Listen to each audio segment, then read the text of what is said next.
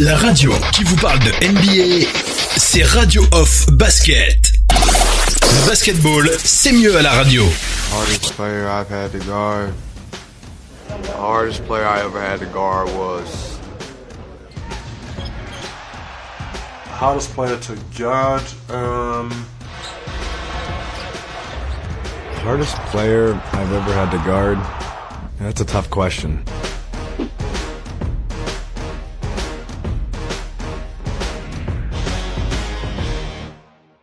The hardest player that I ever had to guard was Paul Pierce. He was at the end of his career. He was real slow. I didn't think nothing of it, but he was so smart. He was just losing me all over the place. He was playing chess while I was playing checkers. The hardest player I ever had to guard was probably Derrick Rose, 7-game series. We went all the way to the wire, 7 games, and he put on a show. It was tough. He's very quick, very elusive, and very explosive.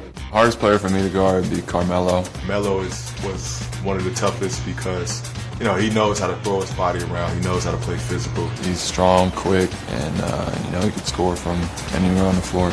The hardest player that I ever had to guard is Dirk Nowitzki. Dirk Nowitzki. Dirk. Nowitzki to drive, puts up, shot, it's good, and a foul. Such a skilled player. He can put the ball on the floor, he can shoot it, post up. You have that height advantage, 7 feet 1, and it's hard to guard him. Shot and his release is so high that you can't really do much to affect him. It's just whether he misses it or makes it. Usually the great players on other teams, I'll let somebody else guard. So that was a good strategy that worked for me. Toughest player I ever had to guard would be Tim Duncan. Timmy D for sure. Timmy for the win. Got it! Tim Duncan! He's Mr. Fundamental, but, he was just so solid. He was so smart, reading the defense, reading what they would give him, and just taking it. Hardest player I've ever had to guard, I would say Tony Parker. Prime Manu Ginobili. Manu Ginobili, when he was in his prime. His herky-jerky style, the fact that he was left-handed, it just made him tough to guard. The hardest player I've ever had to guard is Anthony Davis. Anthony Davis. You can't really take anything away from him. He's a big with so many skills, and he's one of the best that's doing it. Probably, I say James Harden. James Harden, just because he's so shifty. The minute you stop him, you got to counter him. You can feel like you're playing the best defense ever. He'll still make a tough shot in your face. The hardest player I ever had to guard is probably LaMarcus Aldridge. I had some really good battles with LaMarcus Aldridge. Last year, I think LaMarcus Aldridge really outplayed me. A great post-up player, great offensive player, and he's a tough matchup. The hardest player I've ever had to guard was Brandon Roy. Earlier in my career, definitely Brandon Roy. Blast from the past, Brandon Roy, he was tough. Complete player, can shoot threes, can drive to the basket, was strong, quick. Fortunately, he retired due to injury. The hardest player that I've had to guard would be Steve Nash. Steve Nash. I was an 18-year-old kid thrown into a game against the would-become MVP, and he just had his way with me. Hardest player ever had to guard. When I started, it was Iverson. Iverson behind his back. His crossover was insane. He was one of the most complete players. He was so fast, so good with the ball. He was just amazing, and he was probably one of the hardest guards I've ever had to guard. Nowadays, Curry just never stays still. Always moving, always trying to shoot. Steph Curry before KD got there, and Russell Westbrook after KD left, because I think their usage rates were so high, and they're such talented basketball players. Russell Westbrook, he's all gas, no brakes. He's going 100 miles per hour at all time. He's one hell of a player, so he's probably the toughest guy that I have to guard in the league. Steph Curry or Kyrie Irving? Definitely Kyrie Irving, because he can do so many things on the offensive end. The hardest player I've had to guard is definitely LeBron. LeBron James is it's hard to guard him. You know why? Because he's the best player in the league. He knows the game, he's really smart. It almost feels like he's always a step ahead of you. What he does on the floor is just not even in this world compared to guys in this league right now. The hardest person I ever had to guard, Dwayne Wade. Oh, Wade, what a play! I always say Kobe Bryant. Kobe Bryant. Kobe Bryant. Kobe Bryant. Long run out by Kobe Bryant. Behind. Oh! What did I just see? The way he knew what the defender was going to do, he knew how they would react to his various moves, and his ability not to care what shot he took. It was always tough to guard. Arguably the best player of at least my generation. He's so gifted and talented, and then he's an assassin, and he looks to score every play. Hardest person I've had to guard was Shaq. Hardest player I have ever got without thinking is Shaq. Shaquille O'Neal. Shaquille O'Neal, because he's beast.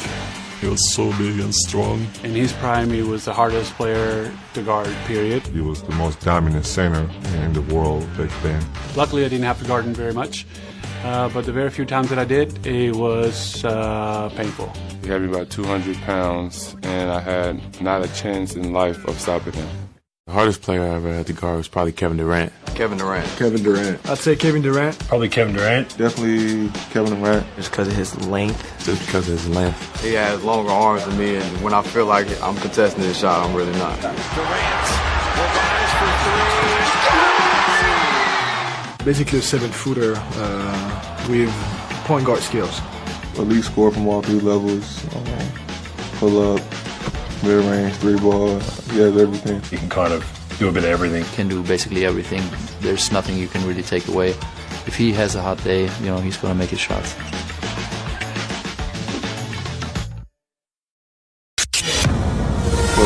La radio qui vous parle de NBA, c'est Radio Off Basket. Le basketball, c'est mieux à la radio.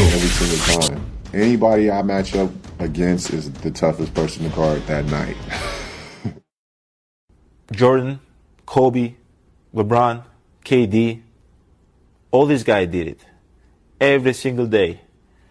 You cannot take days off. Every single day. Is it hard? Yeah, it's hard. If you cannot tie your shoe laces or show up on the court on time or give effort every single day in practice, what expects you to think that you're going to do that in the game? You cannot be consistent in the game if you're not consistent in what you do on a daily basis.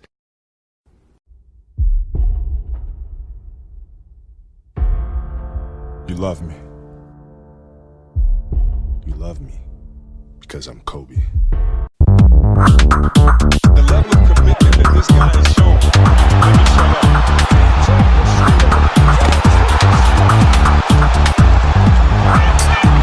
That's the way to get your first bucket, Mark. The steal and the finish. Allow me to introduce myself. My name is Brown. It's James to the bucket. Back to LeBron. They're going back and forth here, up and down. LeBron to the rim, another one. 2 tomahawk dunks, and the building is on its feet. Shot clock is off. Hardaway to Trier. Trier drives down, throws it down. Alonzo Trier. Talk about an exclamation point. Bob. Do you believe that one? Didn't think he could get it. A one-hand redirect jam by Anthony Davis. Drew's got Alfred, and he's got AD on the trail. AD going, throwing it down even harder. Jared Allen. Time Kenny Atkinson. We knew he was going hard to the hole. Fortunately, a good landing. Up by Rozier, 8 seconds to go. Rozier lead for Tatum. Gallup ahead of Paul George and throws down a highlight slam over him. Paul George got some of that. Bienvenue la famille, bienvenue à toute la famille du basketball. Merci d'être connectés les amis, vous êtes bien en direct live sur le parquet de la Radio Off avec Oncle Phil Basket comme vous en avez l'habitude toute la semaine. Oncle Phil Basket, toute la semaine des talk shows NBA, en veux-tu, en voilà. C'est uniquement sur le parquet de la Radio Off. Alors, avant d'enchaîner avec la suite du talk show, puisqu'il y a beaucoup d'éléments à partager avec vous, mesdames et messieurs, nous sommes en période de playoff. Il faut faire le point sur l'actualité, il faut faire le point sur toutes ces choses qui fâchent en NBA et aussi parler de ces joueurs qui nous font plaisir, de ces joueurs qu'on apprécie particulièrement du côté de la NBA, de ces joueurs qui sont considérés comme des véritables héros, il faut le dire, c'est sur le parquet de la radio. Alors on a trois dossiers. On a trois dossiers à partager avec vous ce soir. Le premier dossier qu'on va partager, c'est le dossier de Kyrie Irving. Kyrie Irving du côté des Celtics de Boston, mesdames et messieurs. Here comes your play of the day tomorrow. Unbelievable. Maybe play of the week. Maybe play of the month. You know what? Jazz Nation will dream about this shot.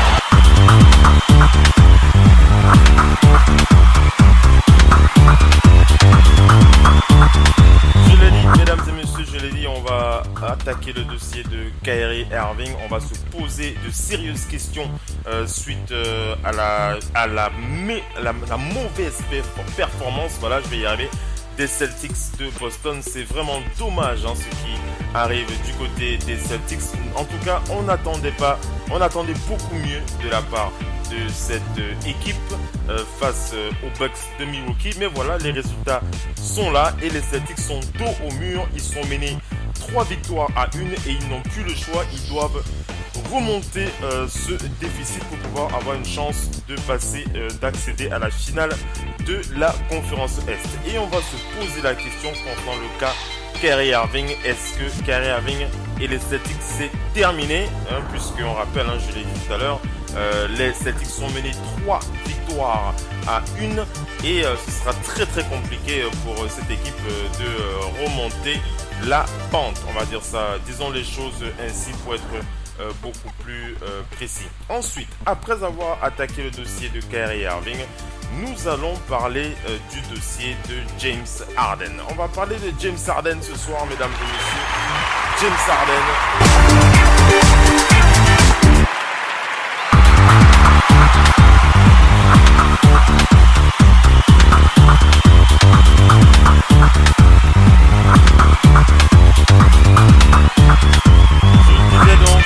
Parler de James Harden ce soir, mesdames et messieurs. Pourquoi? Parce que James Harden est véritablement, il fait partie des héros de ces playoffs. Autant on a parlé lors du dernier FM NBA, nous avons parlé de Kawhi Leonard.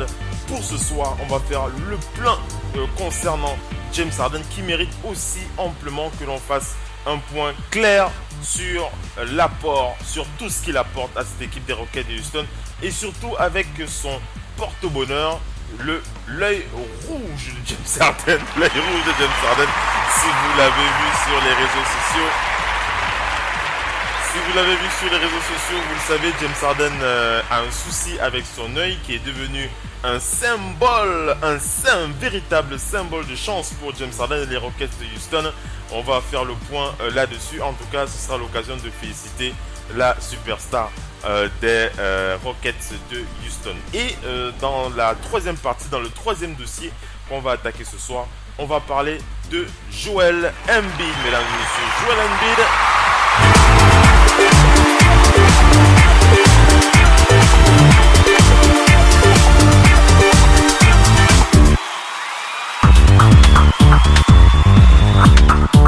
Pourquoi est-ce qu'il faut parler de Joel Embiid ce soir, mesdames et messieurs? Tout simplement parce que Joel Embiid n'est pas en forme, mesdames et messieurs. Les Celtics, les Sixers nous inquiètent. Après avoir étudié le cas de Kyrie Irving, on fera le point sur Joel Embiid, ce franchise player, le Camerounais des Sixers de Philadelphie, qui lui aussi a sérieusement du mal à donner le meilleur de lui-même sur cette série. Alors à cela, il y a plusieurs raisons. On reviendra sur les détails dans quelques instants et on n'oublie pas la fin du talk show avec les news, les dernières news.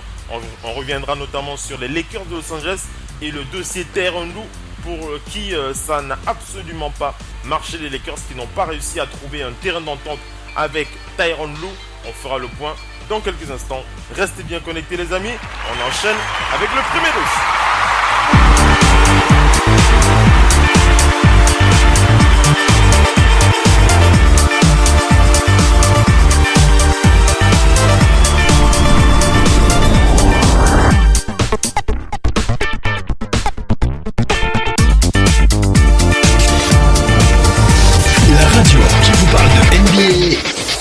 Radio Off Basket. Le basketball, c'est mieux à la radio. Jordan, Kobe, LeBron, KD, all these guys did it every single day. You cannot take days off every single day. Is it hard? Yeah, it's hard. If you cannot tie your shoe laces or show up on the court on time or give effort every single day in practice, what expects you to think that you're going to do that in the game? You cannot be consistent in the game if you're not consistent in what you do on a daily basis.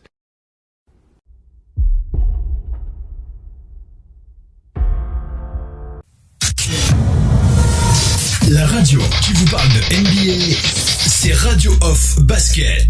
Le basketball, c'est mieux à la radio.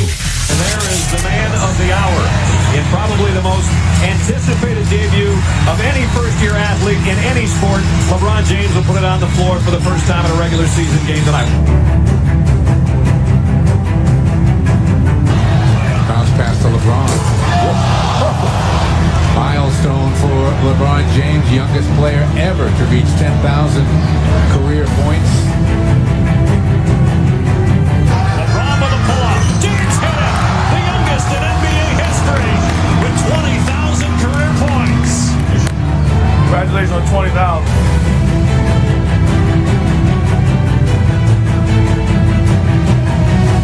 LeBron James has passed Shaquille O'Neal on the NBA all-time scoring list. And there it is. Haven't been many. Only the 7th player ever and the quickest to get to 30,000. LeBron James, you have to tip your cap to one of the all-time greats.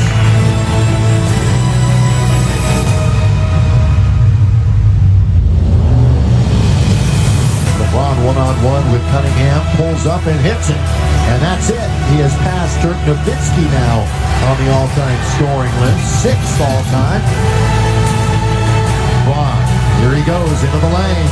And count if it goes, he goes! He's tied Wilt for number 5, and he can pass him with a free throw. The 5th leading scorer in NBA history, passing the great Wilt Chamberlain.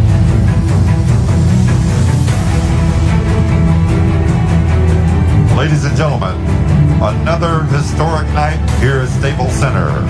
At the 5:38 mark with his basket, LeBron James moved past Michael Jordan into sole possession of 4th place on the NBA's all-time scoring list.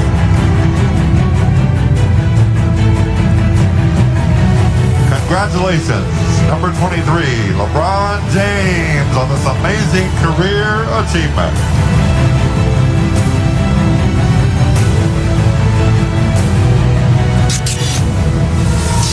La radio qui vous parle de NBA, c'est Radio Off Basket. Le basketball, c'est mieux à la radio. Presque pas de nous emmerder, ils passent leur temps à se foutre sur la poire. À propos de leur mère, si tu savais comme elles sont tard. Allez Ouais, fous là dans le trou. Tu te rappelles de Raymond? Un point pour toi, un point pour toi. Je suppose qu'il doit être en conditionnel. Je me demande bien comment on a pu le libérer sur parole, ce mec. Quant à ces deux-là, on ferait peut-être bien de s'en méfier. Lui, c'est Flight, lui, Willy. Ils savent jouer, ces mecs, c'est eux qu'on aura en finale contre nous. Ouais Oh Oh, c'est chiant ce jeu, c'est trop facile. Non, ce jeu, c'est trop facile. C'est trop facile. Non, ce jeu, c'est trop facile. Ouais. Vous êtes bien sur Radio Off Basket. La radio qui vous parle de NBA. La radio qui vous écoute. Basketball, c'est mieux à la radio.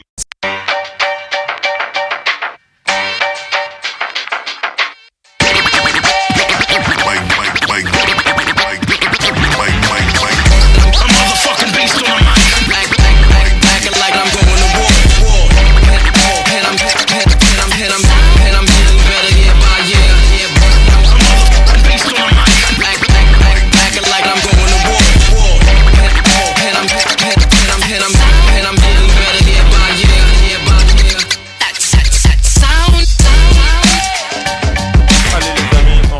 avec la suite de ce talk show. Nous sommes dans FM NBA et on va faire le point sur les Sixers de Philadelphie et Joel Embiid, le dossier du Camerounais qui va être attaqué sur le parquet de la radio avec Oncle Steve Basket. Et on va se poser des sérieuses questions.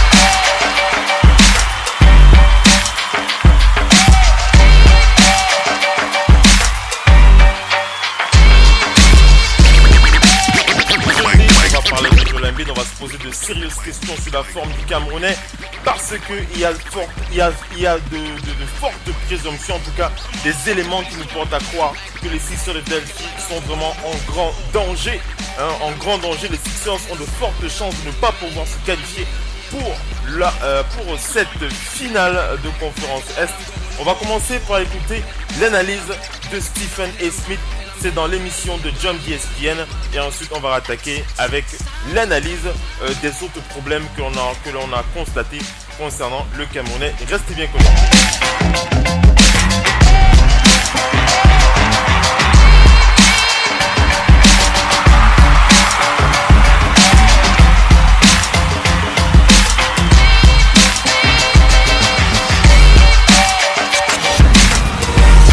La radio qui vous parle de NBA, c'est Radio Off Basket. Le basketball, c'est mieux à la radio. Too early to crush Embiid for that performance.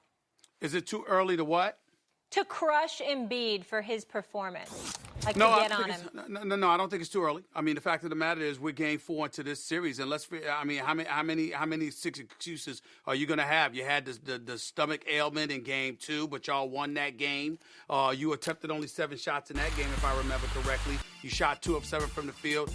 Yesterday it was another issue. You shot 2 of 7. Why is your health not so great? I mean, it's one thing to be injured with that left knee. We understand that level of soreness, but the sickness. What are you putting into your body? What kind of rest are you getting? Are you doing all that it takes and requires to be all that you can be? You know, on Get Up this morning, you heard Jay Williams repeatedly saying, I don't trust Embiid. I don't trust Embiid. I'm not going to go that far from the standpoint that I think that when this guy is healthy, he is dominant, he is big time. But I will say this, Max. I will tell you this.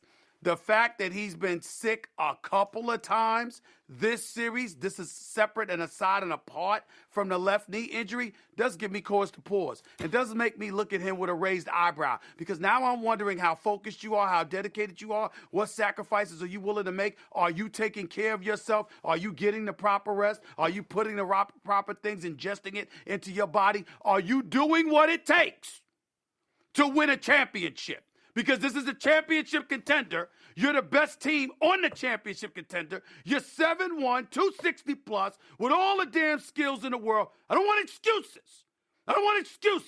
You're on the court. Handle your business. 2 for 7 shooting, 2 games in a row, 28% shooting or less in 3 out of 4 games this series, especially after you were chirping. The way that you chirped in game 3. I love Joel Embiid. I love his personality. I love his game. I love all of that. But I don't like these excuses. I don't want these excuses. I don't want to hear it. Period. Every team in the playoffs right now seems to have an all-world player. And Joel Embiid is supposed to be all-world. He's supposed to be a superstar. And he's playing like an all-star. And the team is full of all-stars, but where's the superstar? But I give Embiid, I think it's too early to crush him. It's not that I give him a pass. I think it's too early to crush him. And primarily because of this, Stephen A. Series is 2-2. Toronto's better than the 76ers. Toronto's supposed to beat the 76ers. Going in, they're favored. They were favored when they were down 1-0. They're the favorites to win. And here we are, locked up 2-2. In spite of Joel Embiid's back and knee and gastroenteritis and whatever else he's dealing with. In spite of the fact that Ben Simmons is supposed to be an all-star, that Tobias Harris can't throw it in the ocean right now. Right, Jimmy Butler's a man. We'll leave Jimmy Butler out of this. But no one else is really coming through. In spite of all that, Joel Embiid's presence is the number one factor, really, that it's 2-2 right now. Even think of the first half of that game where he blocks Ibaka. It's not like he came out of nowhere to block Ibaka. Your eyes were fixed on Joel Embiid the whole time. He was so active. He got ball faked. I think his feet left the ground. Recovered. He was all over the place and recovered to come and never gave up on the play and block Ibaka. Now, he's been a first-half player of the season, of games, not as good in the playoffs. at least last year, because physically it takes a toll on him. He's never quite 100%. He's not able to practice, it seems, himself into game shape, and so his energy fades. But Stephen A., would they have won Game 3 without him?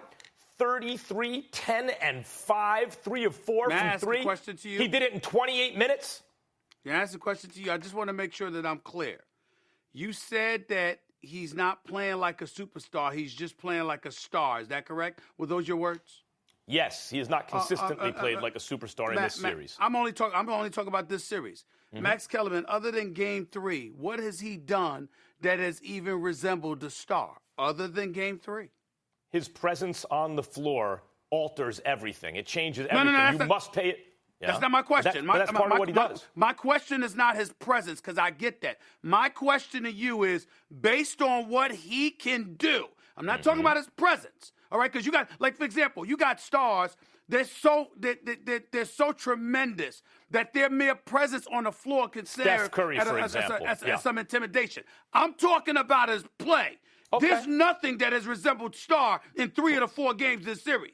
Well, hold on. I mean, like, look, if you look 16 and 8 is not 12 and 6, 11 and 8. If you look at the classical counting numbers, no. But if you look at the defense, particularly in the first half of games and the influence he has on the game, but beyond that, Stephen A., he came out and gave in that Game 3.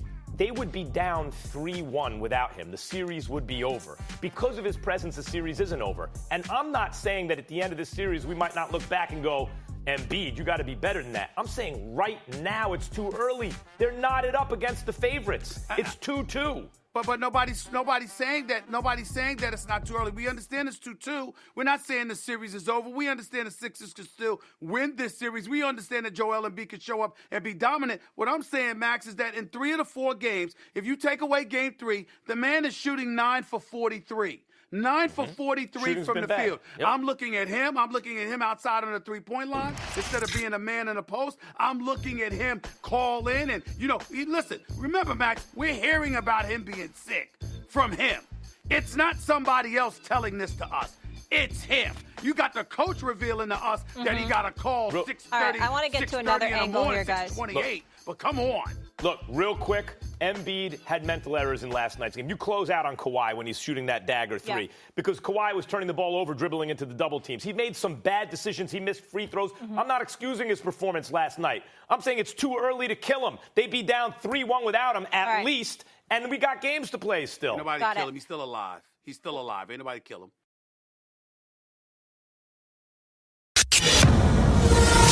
La radio qui vous parle de NBA, c'est Radio Off Basket. Le basketball, c'est mieux à la radio.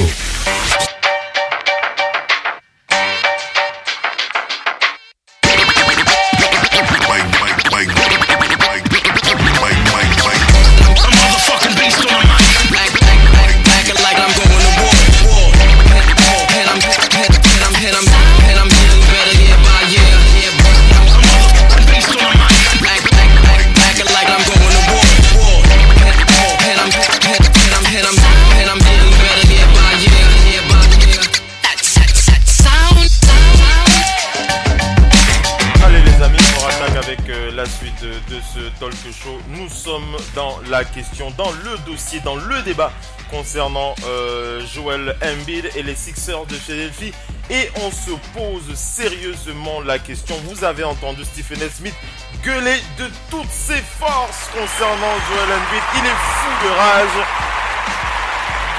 Il est véritablement fou de rage. Stephen A. Smith, vous l'avez entendu, il a dit « Je ne donne aucune excuse à Joel Embiid si le Camerounais et les Sixers de Philadelphie ne se qualifient pas pour la finale de cette conférence Est avec les Sixers de Philadelphie. » Pour lui, c'est inacceptable d'avoir un joueur aussi dominant, en tout cas dans cette conférence Est, et de ne pas avoir les résultats attendus. Bien entendu, Joel Embiid qui s'attend, Joel Embiid qui va probablement et certainement prendre tous les coups concernant l'échec des Sixers si ils ne se qualifient pas pour la finale de la conférence Est. Alors, il y a 2 éléments que j'aimerais partager avec vous concernant la situation de Joel Embiid. La première situation, c'est d'abord sa santé.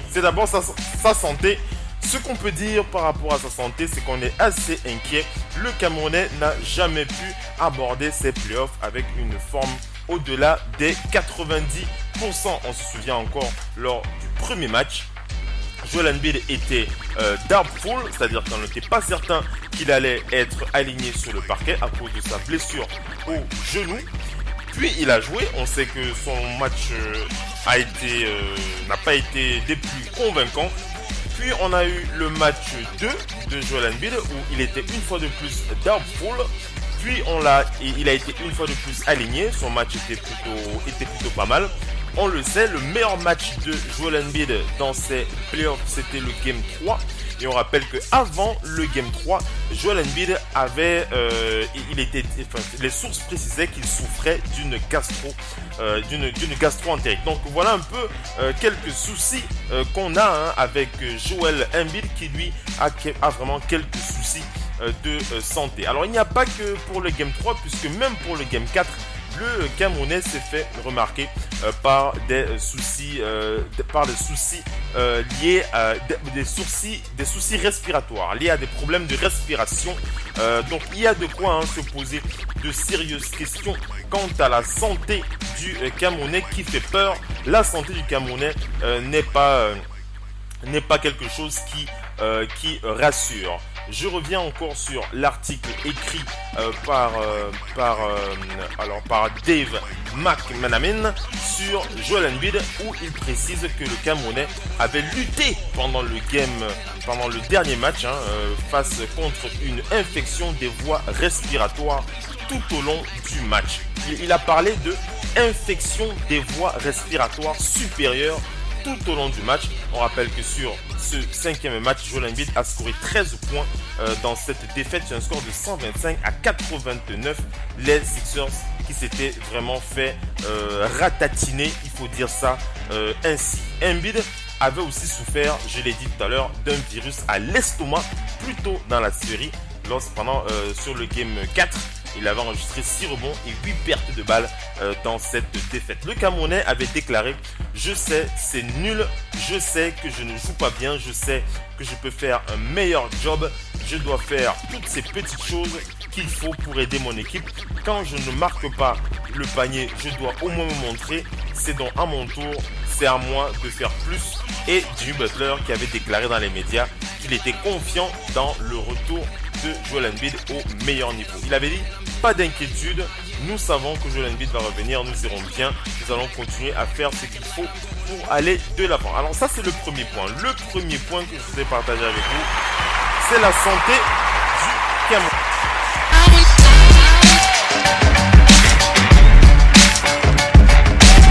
Alors je ne sais pas ce que vous en pensez concernant la santé du Camerounais Joel Embiid.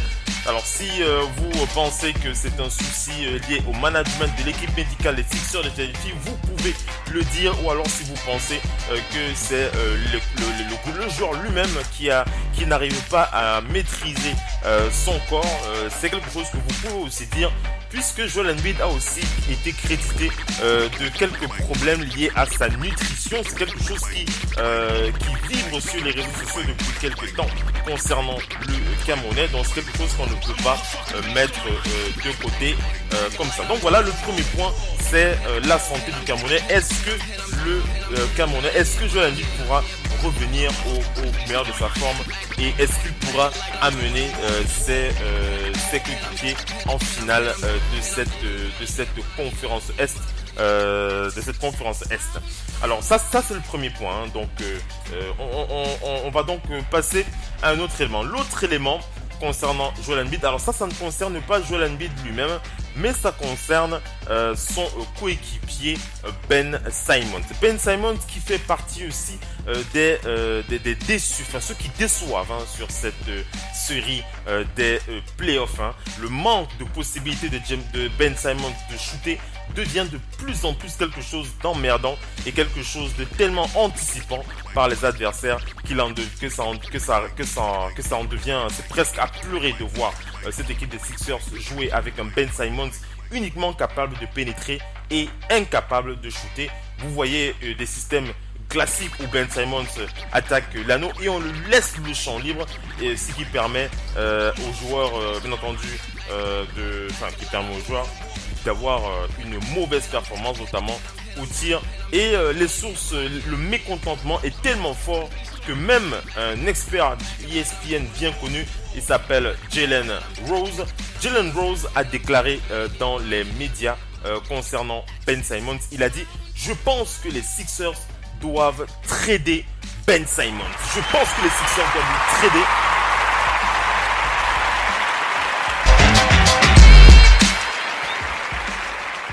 Vous en pensez? Est-ce que vous pensez que Ben Simmons est vraiment un poids dans cette équipe des Sixers? Il est clair que le rôle de Ben Simmons a cela d'important qu'il est un facteur X, peut-être beaucoup plus important qu'un Jimmy Butler, puisque Jimmy Butler, lui, il a été signé pour les performances qu'il a apportées. Il a été signé pour conduire les Sixers le plus loin en playoff. Pour Ben Simmons, on le sait, le joueur n'a que 22 ans, on sait qu'il peut encore grandir, mais c'est vrai que son incapacité à prendre des tirs est quelque chose qui pèse énormément sur les Sixers de Philadelphie, ce qui pousse Jalen Rose à dire que les Sixers devraient trader Ben Simmons s'ils souhaitent construire une équipe capable de gagner un titre NBA autour de la star Joel Embiid. Le troisième point qu'on va évoquer, mesdames et messieurs, c'est le face-à-face de Joel Embiid face à Marc Gasol. Et bien entendu, Marc Gasol, on l'avait annoncé lorsque cette série avait démarré, on savait que le tête-à-tête, le face-à-face du Camerounais face à l'Espagnol allait être une des grosses difficultés de cette série. On le sait, Joel Embiid est décrit comme le joueur le plus inarrêtable de la ligue depuis un certain moment, avec bien entendu Giannis Antetokounmpo, et bien entendu c'est quelque chose pour lesquels en tout cas la majorité de ceux qui attendaient les Sixers en playoff s'attendaient de voir une domination du Camerounais sur ces playoffs. Mais ce n'est pas le cas à cause de ce face-à-face avec Marc Gasol. Marc Gasol qui a simplement vraiment été dominé par Joel Embiid sur le match 3. On rappelle l'extraordinaire match 3 qui fait vraiment exception dans ces playoffs. Les Raptors ont quasiment fermé l'accès au panier pour Joel Embiid, et tout cela en grande partie à cause de l'Espagnol Marc Gasol. Marc Gasol est vraiment le joueur qui a perfectionné l'art d'arrêter Joel Embiid dans ses playoffs. Au cours des 5 matchs de cette série, on rappelle que les Sixers sont menés 3-2. Marc Gasol a affronté Embiid sur 201 possessions. 201 possessions. Et si on compte 100 possessions dans leur face-à-face, 21 points, uniquement 21 points sur 100 possessions ont été marqués par le Camerounais face à Marc Gasol. C'est un écart vraiment important par rapport à la moyenne de la saison de Joel Embiid qui est de 37 points sur 100 possessions. Et si vous pensez que les chiffres de Joel Embiid, les chiffres du Camerounais sont obscurcis par ses problèmes de santé, par exemple son problème respiratoire, vous devez tenir compte du fait que même par le passé, le Camerounais a souffert face à Marc Gasol. Au cours des 2 dernières saisons, Marc Gasol a joué contre Joel Embiid pendant 9 matchs. Et au cours de ces 9 matchs, nous avons eu 379 possessions. Et sur 100 possessions, Joel Embiid n'a qu'une moyenne de 19 points face à Marc Gasol. Je répète, sur 100 possessions sur les 2 dernières saisons, Joel Embiid n'a scoré que 19 points de moyenne. Donc ce qui montre un résultat assez bas et assez inquiétant, assez triste aussi lorsque l'on voit la performance du Camerounais face à l'Espagnol. On le sait, Joel Embiid peut généralement intimider les défenseurs de petite taille. Il peut se positionner de manière tactique au poste. C'est un joueur qui sait jouer au poste. Mais Marc Gasol, lui, sait ne pas se faire manipuler et il oblige Joel Embiid à ne pas jouer dans ses positions dans ses positions préférentielles. Tout au long de la série, Marc Gasol a refusé de céder le terrain à Joel Embiid, lui interdisant l'arrivée au panier, obligeant Joel Embiid à scorer à l'extérieur de la bouteille. Un autre facteur contribuant au manque de jeu de Joel Embiid dans la peinture, c'est bien entendu, je l'ai dit, l'incapacité de Ben Simmons à être un meilleur shooter sur ce match. C'est vraiment un véritable problème, hein. Cette cohabitation entre Joel Embiid et Ben Simmons a cela de particulier que les deux joueurs, même si on ne va pas parler de complémentarité en termes de poste, on va parler surtout d'impuissance qu'a les coéquipiers de Ben Simmons de soutenir le manque d'impact offensif du jeune joueur de 22 ans lorsqu'il s'agit de shooter à mi-distance. Donc face à Marc Gasol, pour revenir au sujet, Marc Gasol, Joel Embiid compte le plus, le point sur lequel il compte le plus pour battre Marc Gasol, c'est son shoot à mi-distance et malheureusement ce n'est pas le fort du Camerounais. On rappelle que Joel Embiid a un pourcentage au tir assez faible, il tire à 34% sur les meilleurs défenseurs de la NBA, il est à 10 sur 37 sur l'ensemble de la série, 27% au tir de la part de Joel Embiid face à l'Espagnol. Marc Gasol oblige le Camerounais à faire ce qu'il fait de moins bien sur cette série et c'est un fait. Le fait que Marc Gasol pose des problèmes à Joel Embiid n'est pas surprenant. On le sait, Marc Gasol c'est un joueur hyper expérimenté. On ne le présente plus. C'est le type de joueur toujours capable de jouer sur le meilleur joueur adverse, en tout cas à l'intérieur. Vous pouvez poser la question à l'un des meilleurs joueurs de cette ligue. Il s'appelle Nikola Vucevic.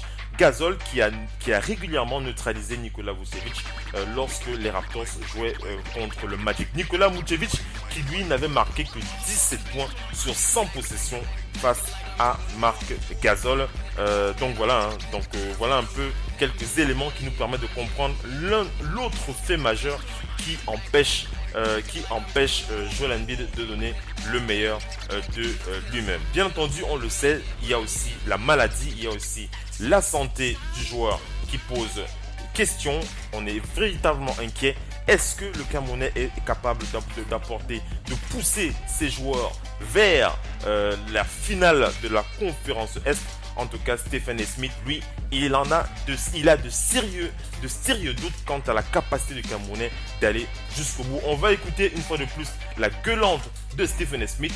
Ensuite, on va balancer une pub et on va enchaîner avec le deuxième dossier, le dossier James Harden.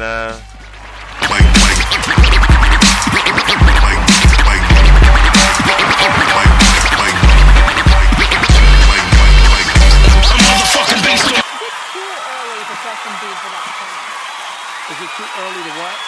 To crush Embiid for his performance. Like to get on him. No, I don't think it's too early. I mean, the fact of the matter is we're game 4 into this series, and how many six excuses are you going to have? You had the stomach ailment in game 2, but y'all won that game.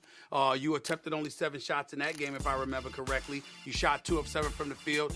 Yesterday it was another issue. You shot 2 of 7. Why is your health not so great? I mean, this is not. It's one thing to be injured with that left knee. We understand that level of soreness, but the sickness. What are you putting into your body? What kind of rest are you getting? Are you doing all that it takes and requires to be all that you can be? You know, on Get Up this morning, you heard Jay Williams repeatedly saying, I don't trust Embiid. I don't trust Embiid. I'm not going to go that far from the standpoint that I think that when this guy is healthy, he is dominant, he is big time. But I will say this, Max. I will tell you this.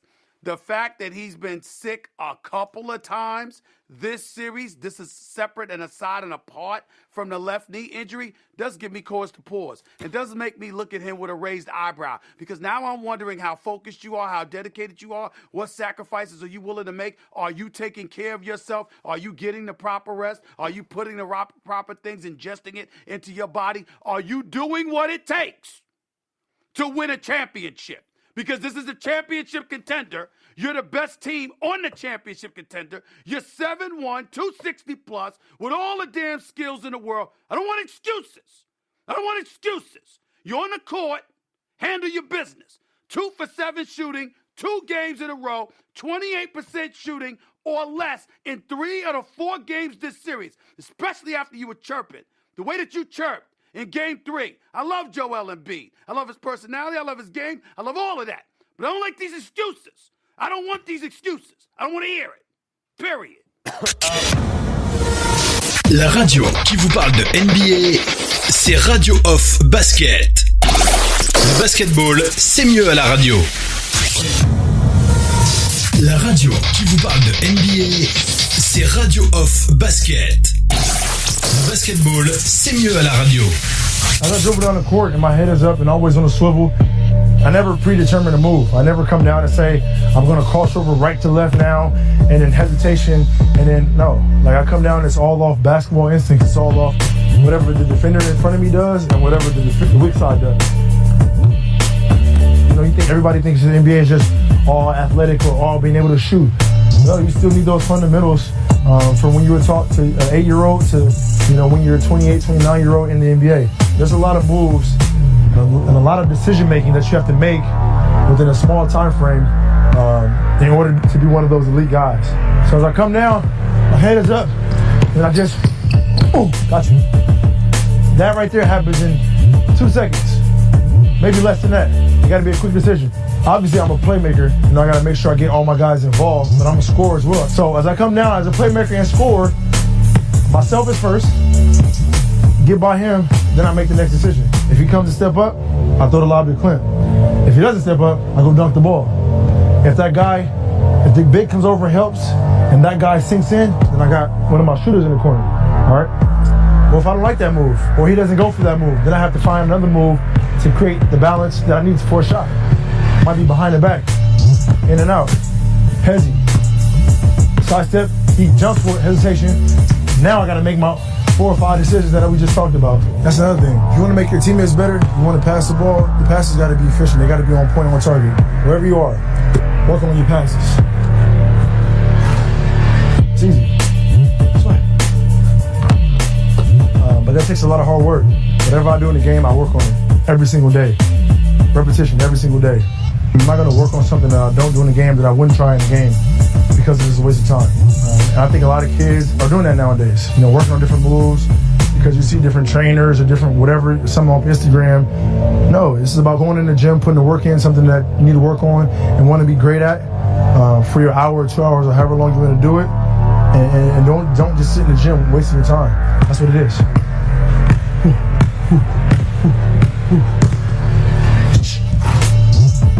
Yeah.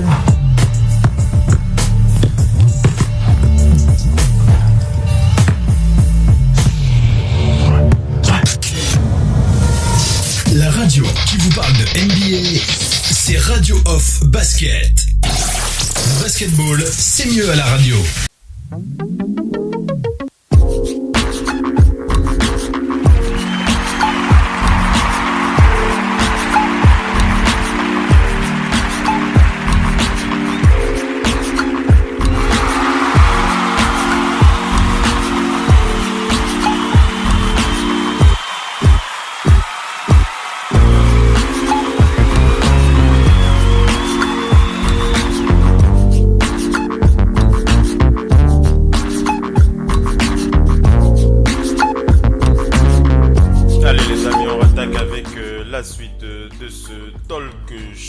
On va parler de James Harden.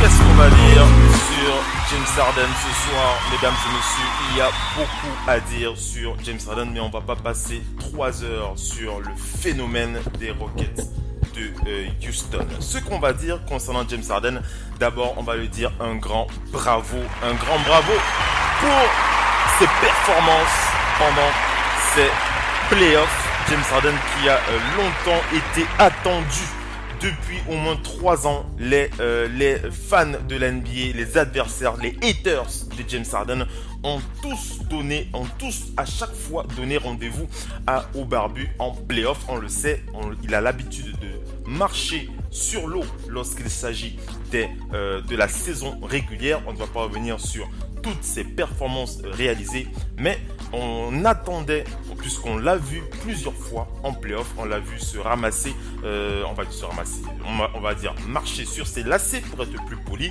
notamment sur sa capacité à porter son équipe, à les amener plus loin. C'est vrai, les Rockets ne sont pas encore qualifiés pour la finale de conférence à l'Ouest, mais il faut quand même féliciter James Harden pour ses performances et surtout parce qu'il apporte une constance dans ce qu'il donne aux Rockets de Houston. Je ne vais pas parler de sa capacité. Il y a tellement de choses qu'on peut dire sur James Harden, notamment sur ce dossier. Mais on va attaquer l'élément, ce dont on parle en ce moment sur les réseaux sociaux concernant James Harden. Vous le savez, après avoir perdu le match 1, les Rockets de Houston ont encore empiré dans le match 2. Non seulement ils avaient perdu le match, ils avaient raté une occasion de voler une victoire face aux Warriors de Golden State, mais on rappelle que James Harden s'était blessé, on va dire ça comme ça, aux yeux par son adversaire Draymond Green. Après sa blessure aux yeux, James Harden avait rapidement quitté le terrain et il était resté dans les vestiaires pendant environ plus de 30 à 40 minutes. Pendant plus de 30 minutes environ.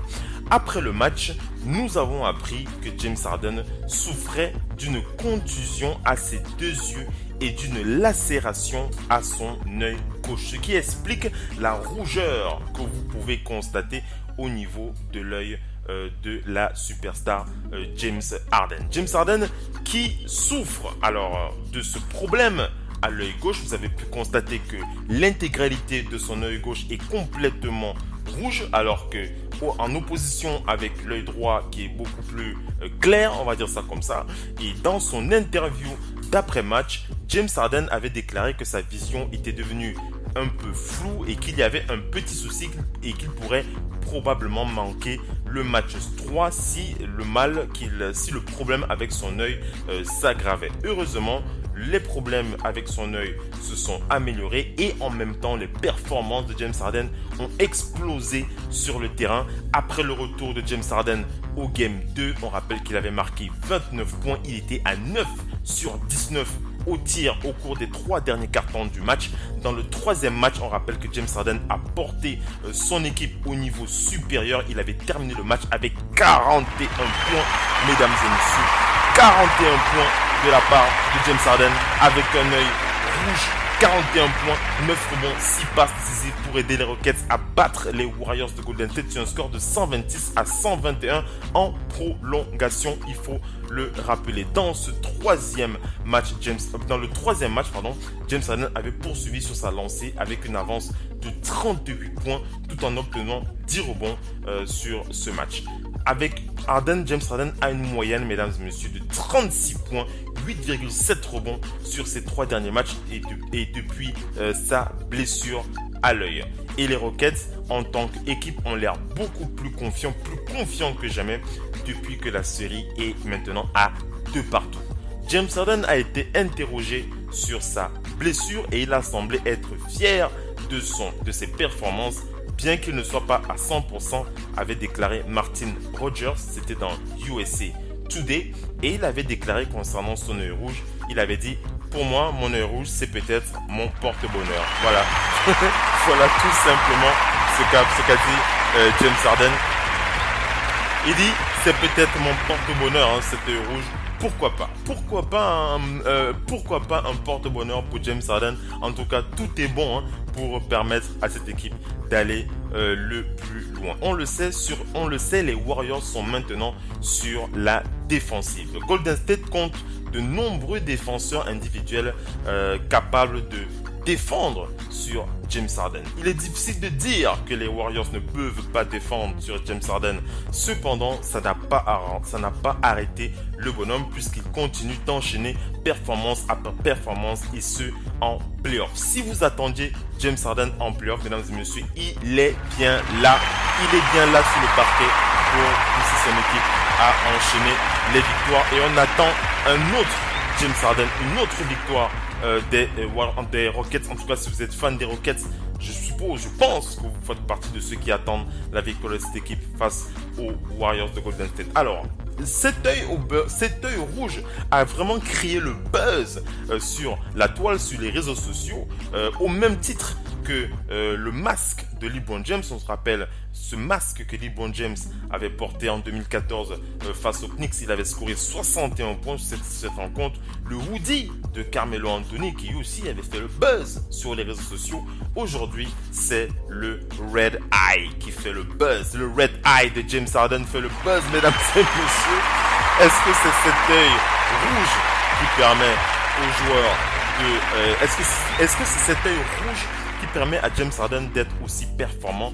En tout cas, il est certain qu'il aura aussi l'aide de ce qu'on va appeler les Donuts Red Eye. Ah oui, vous allez rigoler, les Donuts Red Eye, qu'est-ce que c'est? Il s'agit de donuts qui a été réalisé par la société Penas Donuts. C'est la journaliste Melissa Dawson qui n'a donné l'info, puisque cette compagnie a créé des donuts avec un œil rouge sur...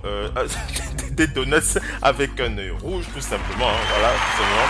Donc, si James Harden veut continuer à enchaîner les performances, on va lui conseiller de manger ces donuts de notre cher Peanuts Donuts. Et si vous aussi, vous voulez faire partie de ce buzz, n'hésitez pas à manger ces donuts. Donc voilà un peu pour ce dossier concernant Kawhi Leonard. On rappelle que les Rockets de Houston vont affronter les Warriors de Golden State ce soir à partir de 3h30. Les Rockets de Houston, c'est James Harden face à Kevin Durant. 36 points de moyenne pour James Harden, 6 rebonds, 7 passes face à Kevin Durant. 26 points, 6 passes, 26 points, 6 rebonds, 5 passes décisives. Et pour James Harden, j'ai dit 36 points, 6 rebonds, 7 passes. Donc ça va être un énorme match. Laquelle de cette équipe va passer? On aura tendance à dire que les Warriors devraient l'emporter, mais il n'est pas exclu que ça se passe mal pour les Warriors. Il n'est absolument pas exclu. En tout cas, j'ai vraiment envie de pousser cette équipe des Rockets. Moi, je crois aux Rockets de Houston ce soir. Moi, je crois aux Rockets de Houston, même si je sais que les Warriors sont les plus forts, mais j'ai envie de croire aux Rockets.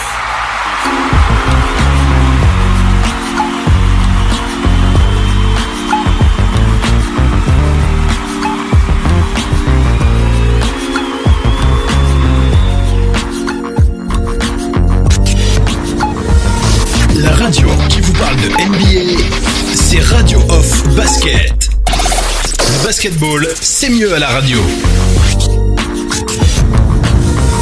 La radio qui vous parle de NBA, c'est Radio Off Basket. Le basketball, c'est mieux à la radio. Thinking about a crossover, you just kind of react, and it's not like it's something you think about going Yes, out. it is. Is it? Yes, it is.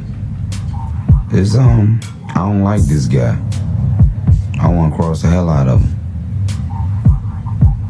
Leave family at home because you get ready to get it.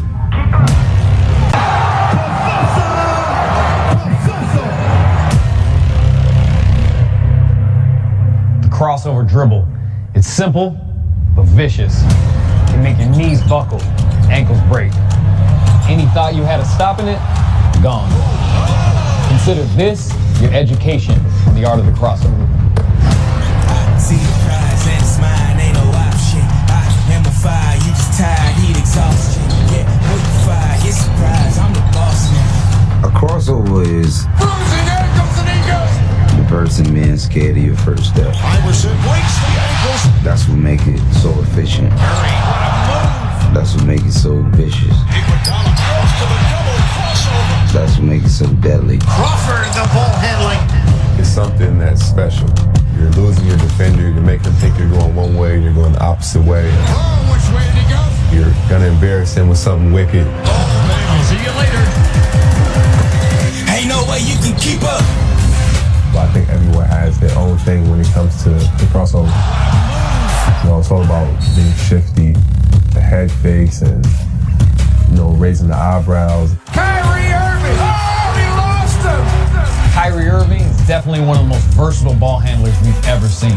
Let's get it, gonna start the show. Tell your king came to overthrow. Next thing you know, I'm at your throat. Didn't even see me coming, did you though?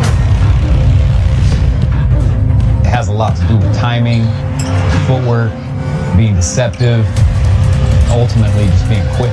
Superb move from Jamal Crawford. Ain't no way you can keep up. players in the NBA today who have nice crossovers. Chris Paul. Nice one. Kyrie Irving. Kyrie Irving, crossover in the lane. Steph Curry has a great crossover. Curry behind the back, an ankle breaker on Chris Paul. Curry just floored him with that move. Steph did the behind the back crossover, and he made the shot, so those guys had some good battles. Paul, yes. What a move by Chris Paul. The crossover continues to evolve with guys like Dame, Kimba, the Beard. In and out, hard to the rack to the pullback.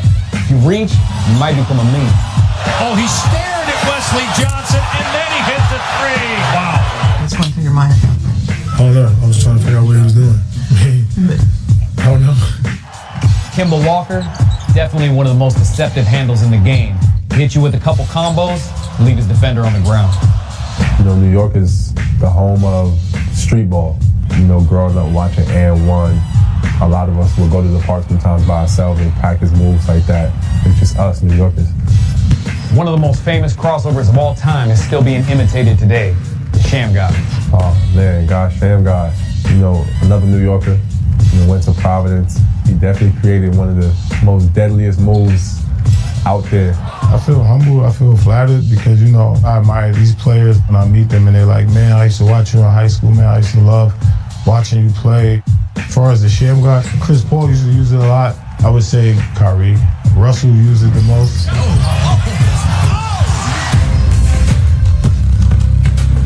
I think the one that stands out for me is the one against Mirotic.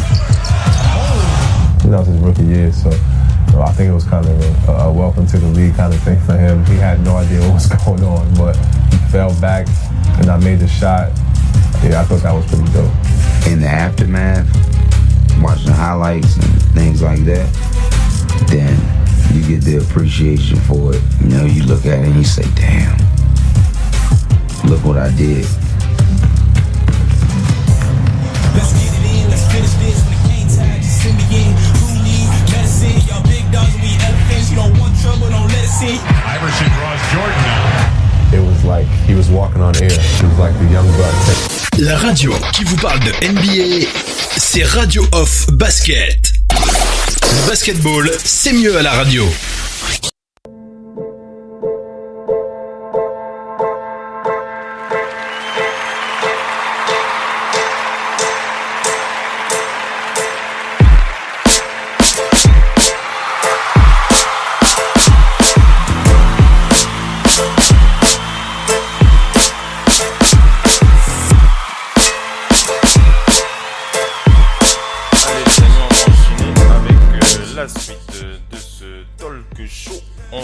Rattaquer avec le dossier des Celtics de Boston. On va aller du côté des Celtics de Boston et on va parler notamment du souci, du problème Kyrie. On va parler du problème Kyrie, mesdames et messieurs.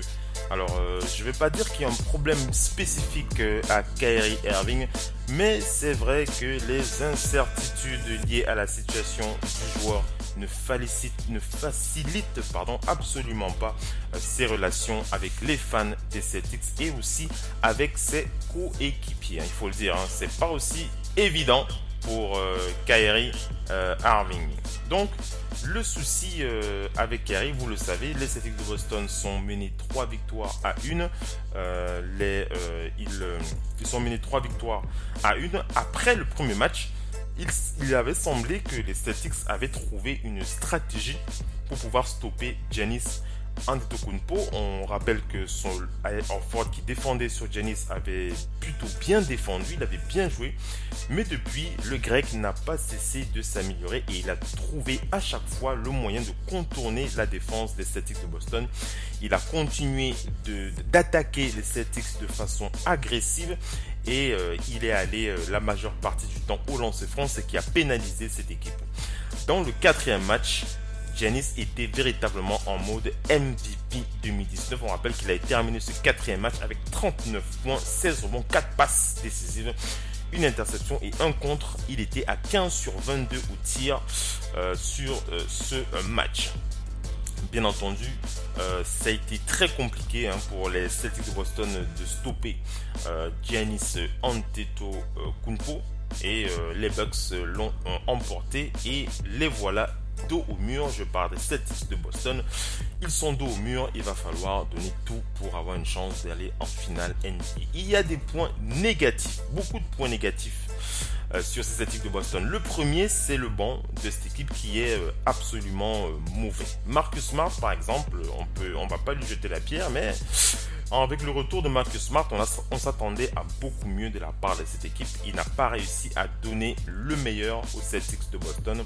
L'ensemble du banc des Celtics a combiné 7 points sur le dernier match. 3 sur 17 pour Marcus Smart, Gordon Hayward et Terry Rozier. C'est tout simplement inacceptable pour des remplaçants de cette qualité. On rappelle que Kyrie Irving, même si il avait terminé le game avec 23 points, 10 passes et 6 rebonds, il était quand même à 7 sur 22 au tir et il était à 1 sur 7 à 3 points avec 4 pertes de balles. Donc on va dire qu'au niveau de l'offensive, c'était plutôt du n'importe nawak, on va dire ça comme ça. Kyrie Irving n'a pas réussi à impliquer ses coéquipiers. Il n'a pas réussi à les impliquer dans les meilleures situations idéales pour scorer. Les Celtics avaient besoin de leurs meilleurs joueurs sur le parquet, comme les Bucks ont besoin de Giannis Antetokounmpo. Ils avaient besoin de leurs meilleurs joueurs non seulement pour être bons, mais pour aussi avoir le moral haut. Et ça n'a pas été le cas avec Kyrie. Et il y a vraiment de quoi se poser des questions sur le leadership de Kyrie Irving.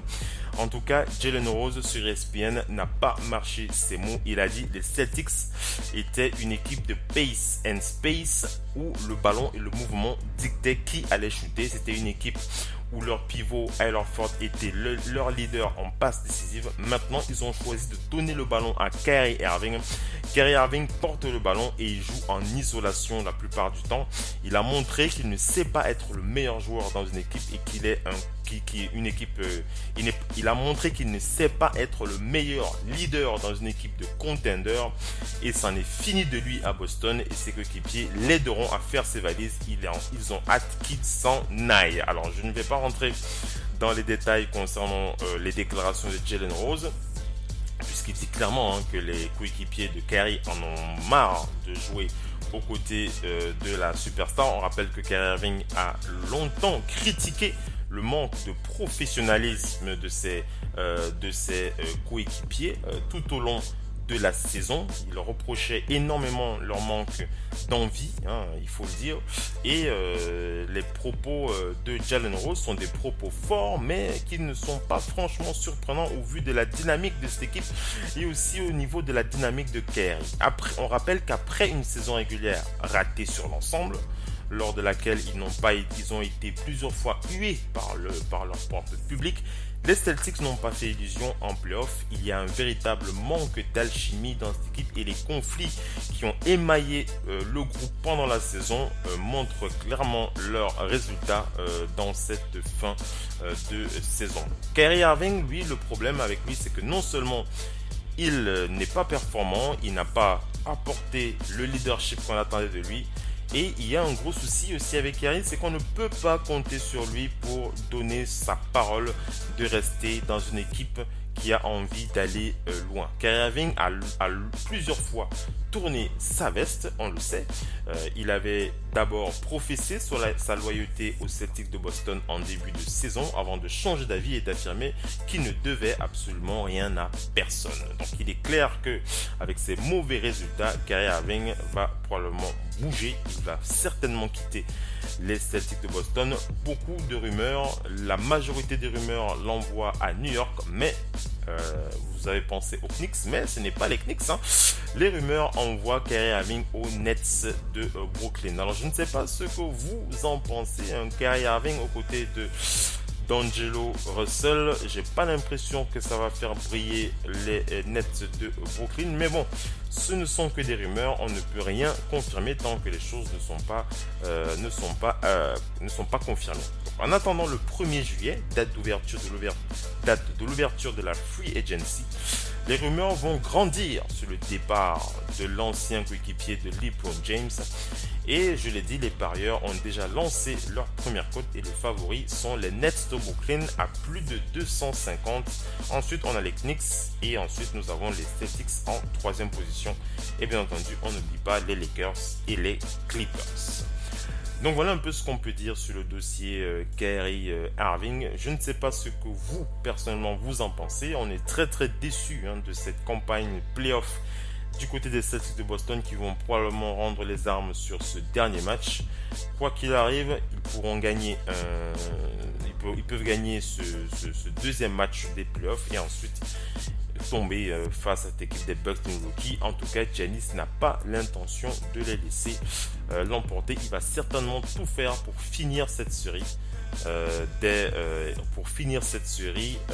ce soir. Donc voilà, Kyrie Irving qui tourne à 23 points par match, 6 rebonds, 6 passes. Ce sera face à Giannis Antetokounmpo, 27 points, 12 rebonds, 5 passes décisives. C'est à partir de 1h du matin. Donc voilà un peu pour le dossier Kyrie. On va terminer avec les news. La radio qui vous parle de NBA, c'est Radio Off Basket. Le basketball, c'est mieux à la radio.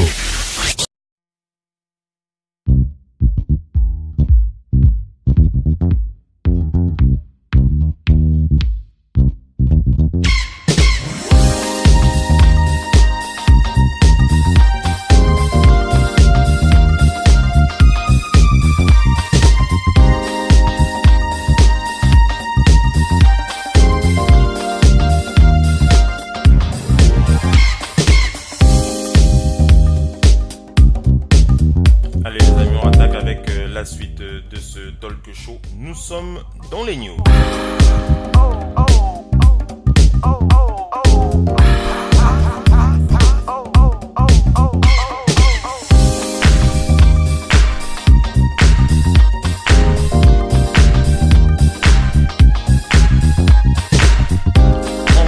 Cette partie news, on va aller du côté des Lakers de Los Angeles. On va du côté des Lakers de Los Angeles pour faire le point. On va du côté des Lakers de Los Angeles, je disais donc, pour faire le point sur la négociation entre Tyronn Lue et les Lakers de Los Angeles qui apparemment semblerait qu'elles sont en train de tirer vers la fin. C'est Adrian Wojnarowski qui annonce que les négociations entre les Lakers et Tyronn Lue ont abouti à une impasse sans accord pour permettre à Tyronn Lue de devenir le prochain head coach de cette franchise des Lakers de Los Angeles. On rappelle que dans les discussions, il y avait notamment la possibilité d'intégrer Jason Kidd en tant qu'assistant coach. Cette possibilité avait fait forte impression auprès de la direction, mais bon, puisque Jason Kidd a montré l'impact qu'il avait pu apporter aux Bucks de Milwaukee, notamment dans le développement de ces joueurs, ça a vraiment intéressé les Lakers, mais voilà, les négociations sont vraiment dans l'impasse. Ils n'ont pas obtenu un accord. Alors nous n'avons pas les détails liés au nom dit de cette discussion. Elles peuvent être portées sur beaucoup d'éléments. Ça peut être sur l'aspect financier, ça peut être sur l'aspect des pouvoirs que les Lakers veulent attribuer ou pas à Tyronn Lue. Ça peut être la possibilité de donner à Tyronn Lue d'avoir son propre staff ou alors pas du tout. Ça dépend. Ça peut aussi être la crainte d'avoir une influence de LeBron James qui pourrait être encore plus grande avec l'apport de Tyronn Lue. Ça, je ne fais que extrapoler. Donc, pour l'instant, on n'a aucun détail il n'y a aucun détail clair et frais concernant l'impasse qu'il y a entre Tyronn Lue et les Lakers. Et c'est assez, je ne vais pas dire perturbant, mais c'est assez, comment dire, étrange. Même pas du tout, c'est pas étrange. On va dire que c'est quelque chose qu'on observe avec un œil un petit peu averti, compte tenu du fait qu'on sait que Tyronn Lue était vraiment la personne la plus, la personne favorite pour ce poste de head coach. On rappelle que avant lui, c'était Monty Monty Williams des Sixers, l'assistant coach des Sixers de Philadelphie qui était favori pour le poste des Lakers de Los Angeles. Mais on le sait, Monty Williams a signé aux Suns de Phoenix et maintenant Tyronn Lue avait presque le champ libre pour être nommé head coach aux Lakers, mais voilà, ça ne se fera pas. Ça ne se fera pas. Pour l'instant, ils sont officiellement dans l'impasse. Ça ne veut pas dire que tout est annulé, ça veut dire qu'ils n'ont pas trouvé de solution. Ils n'ont pas trouvé un terrain d'entente, on va dire ça comme ça. Moi, je sais que Jenny West, elle est pas très chaude avec l'idée d'embaucher Tyronn Lue. Je pense que si Rob Pelinka, lui, il est ok pour avoir Tyronn Lue, Jenny West, elle est certainement pas du même avis.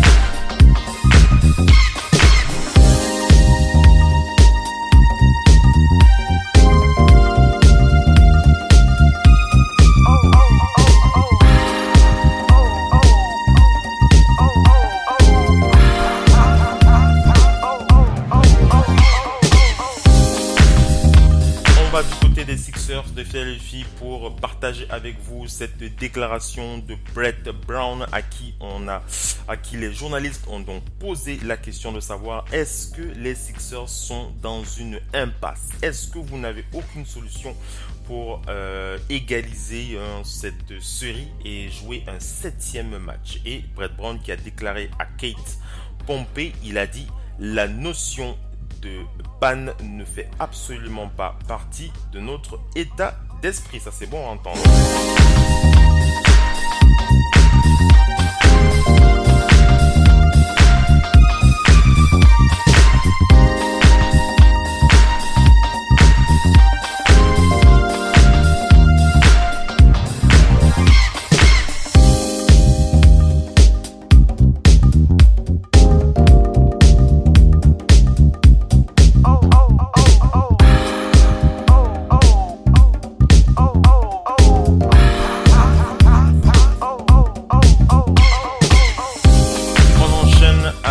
Les news, on va du côté des Pelicans. Les Pelicans qui ont embauché un nouveau vice-président au niveau des soins, au niveau du staff médical, un vice-président du staff médical. Il s'agit de Aaron Nelson. Il va s'occuper donc des soins et des performances des joueurs. On a annoncé le vice-président actuel des Pelicans. Il s'agit de David Griffin. Il a déclaré: nous sommes ravis d'ajouter quelqu'un du calibre d'Aaron dans notre équipe. Plus important encore, Aaron apporte à l'organisation un élément humain auquel nous attachons autant de valeur. Dans son nouveau rôle, Aaron supervisera les programmes de prévention des blessures, de réadaptation de performance et des récupérations des athlètes de notre équipe. Nous sommes impatients d'ajouter ses années d'expérience, ses connaissances et son leadership à notre personnel médical.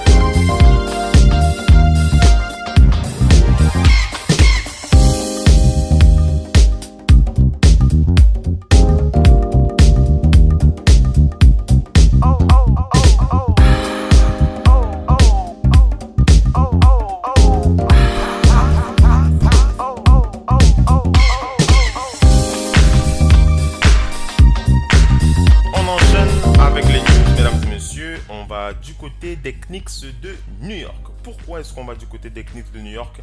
Les Knicks qui vivent une effervescence pour la draft NBA, puisqu'on le sait, les Knicks qui ont de sérieuses chances de pouvoir drafter Zion Williamson, et le choix est fait. Ils l'ont déclaré par la voix de David Fizdale qui a confirmé ce que nous pensions depuis plusieurs mois. Les Knicks qui, s'ils remportent la loterie pour mardi soir, pour mardi soir, la NBA choisira Zion Williamson, qui est David Fizdale qui a déclaré: si nous gagnons à la loterie, est-ce que nous savons qui nous allons prendre? Bien entendu, ce ne sera pas le Dan Patrick Show, mais nous allons bien entendu choisir Zion Williamson. Donc voilà, c'est clair et net pour les New York Knicks.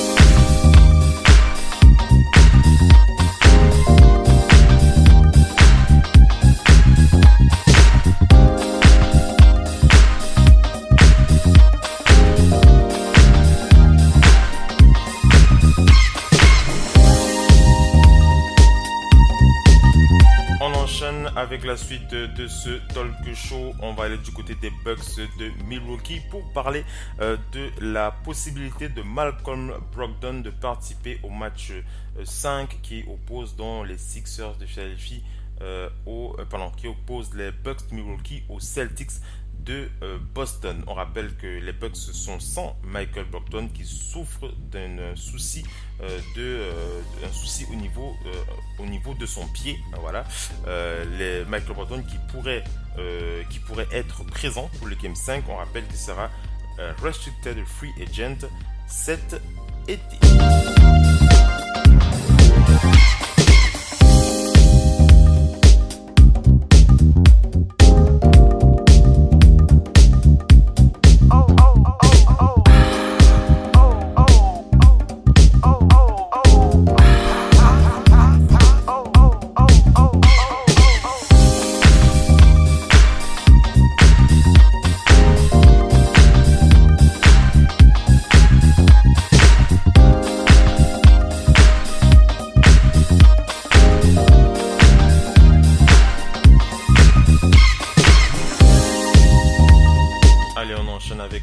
Suite de ce talk show, mesdames et messieurs, on va terminer cette émission avec le dossier Klay Thompson. Vous avez dû le suivre sur les réseaux sociaux.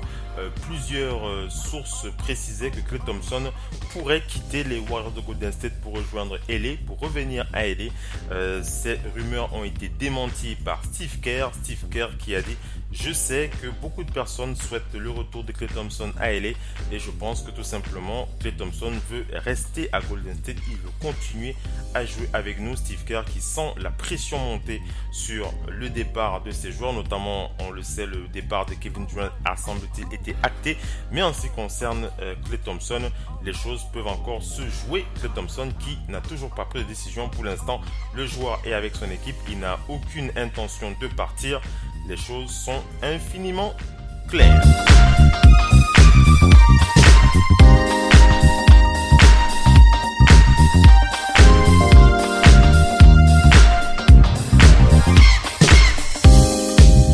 Allez les amis, on est arrivé à la fin de ce talk show, la fin de cette émission. Le parquet.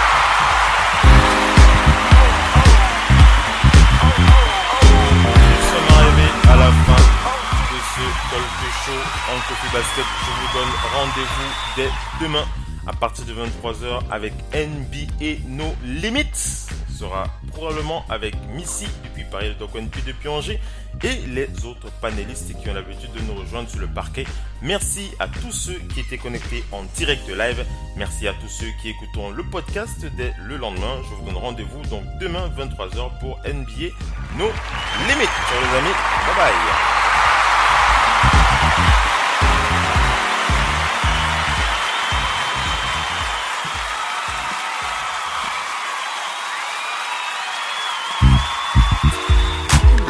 Plan B, I just swallow the dope, I'm the dope dealer. And if you're good, shouldn't have to maintain the broken. Bruce, real life, everybody gang bang, no they ain't real right. Yeah, since I came in the game, been a real one. And they changed, I'm still one. All facts, no cap, no cap. Daddy, how you like that? Ain't got no time for no subliminals. After a while, but being petty just means you're miserable.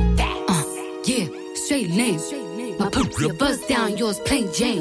I make him go insane. I fucking with my red flag on him when I say gang on the gang. Buzz down, Tatiana. Buzz down, Tatiana. I wanna see you buzz down. Pick it up, now break that shit down. Break it down, speed it up, then slow that shit down on the gang. Slow it down, bust it, bust down, bust it, bust it, bust down on the gang. Buzz down, Tatiana. Buzz down, Tatiana. I wanna see you buzz down.